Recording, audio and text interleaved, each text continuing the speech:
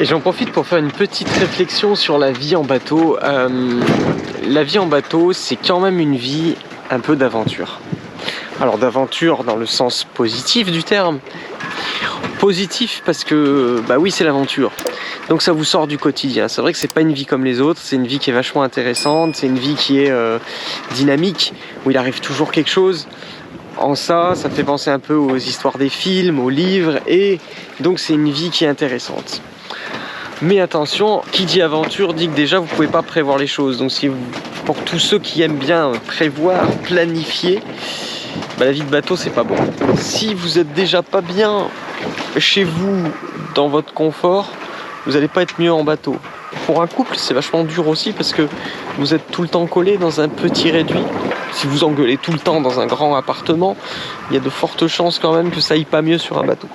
Ce que je veux dire en fait, c'est que sur un bateau, tous les petits trucs deviennent gros. Et donc en fait, tous les petits problèmes vont devenir des gros problèmes. Par exemple, sur un bateau, quand vous avez un peu mal au ventre, bah en fait ça devient un gros problème. Chez vous, vous allez vous coucher, vous prenez 2 façons, vous allez vous coucher. Et sur un bateau, bah non, parce que le bateau il continue à bouger, il continue à avoir besoin d'attention. Et même si vous avez mal au ventre, vous pouvez pas aller vous coucher tranquille. C'est quand même une vie qui est difficile, qui est dure. Moi j'adore parce que ça me permet de me dépasser. Et puis aussi parce que je le partage avec vous, je le partage avec ma famille et ça aide vachement à avancer. Pourquoi j'adore ça aussi, hein. Une vraie raison, c'est que naturellement, moi, quand je suis à terre, je m'ennuie. C'est-à-dire que je suis quelqu'un d'hyperactif, je m'ennuie et la vie confortable, la vie sans qu'il se passe quelque chose de fou toutes les 2 minutes, ça me stresse, c'est le contraire. C'est pour ça que je suis mieux là. Mais il faut avoir quand même cet état d'esprit là à l'avance, quoi. J'avais juste envie de partager ça avec vous ce soir. Parce que je me faisais cette réflexion à moi-même que c'était quand même une vie un peu fou. Fallait être un peu fou pour aimer ça, fallait être un peu fou pour faire ça. Parce que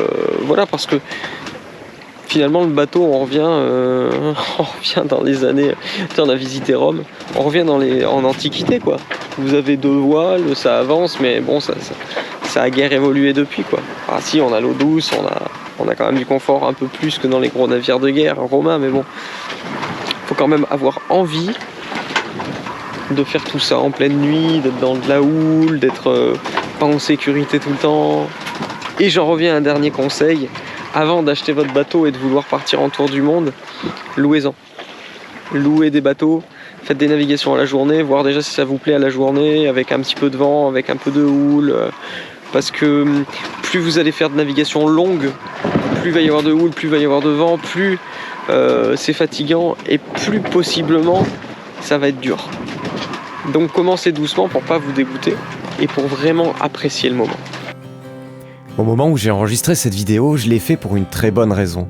Certains d'entre vous nous laissent des petits messages sur YouTube ou sur Instagram, toujours plus adorables les uns que les autres.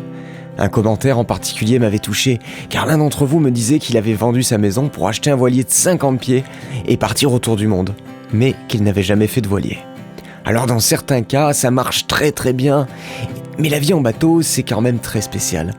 Pour ma part, je fais du bateau depuis tout petit avec mes parents, et j'ai quand même fait les choses par étapes.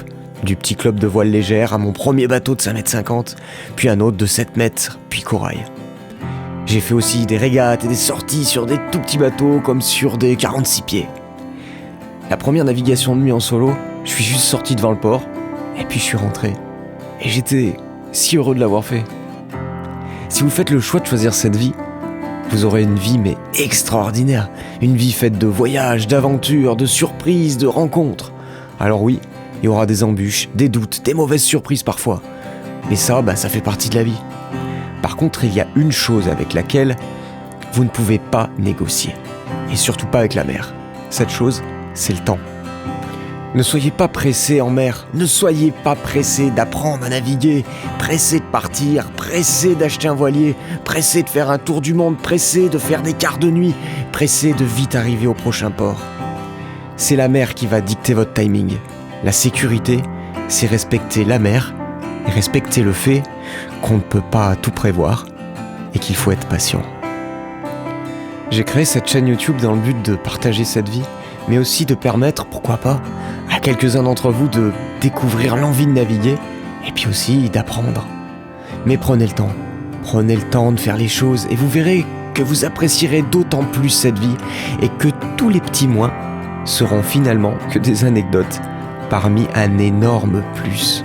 Et nous, on se retrouve à 18h pour la prochaine vidéo. Et n'oubliez pas qu'en ce moment, pour fêter l'arrivée des beaux jours et des belles navigations, on a décidé de faire une super promo sur la formation pour apprendre à naviguer. Et la formation, elle est 100% en ligne, elle contient une centaine de vidéos. Elle démarre des bases pour ceux qui ne sont jamais montés sur un bateau, pour aller jusqu'à la préparation des traversées en pleine mer. On a aussi créé des guides et des coachings personnalisés. Vous les retrouverez sur notre site internet www.voiliercorail.com. On vous met le lien dans la description de cette vidéo. Quant à moi, je vous dis salut les copains, prenez votre temps et à demain, 18h.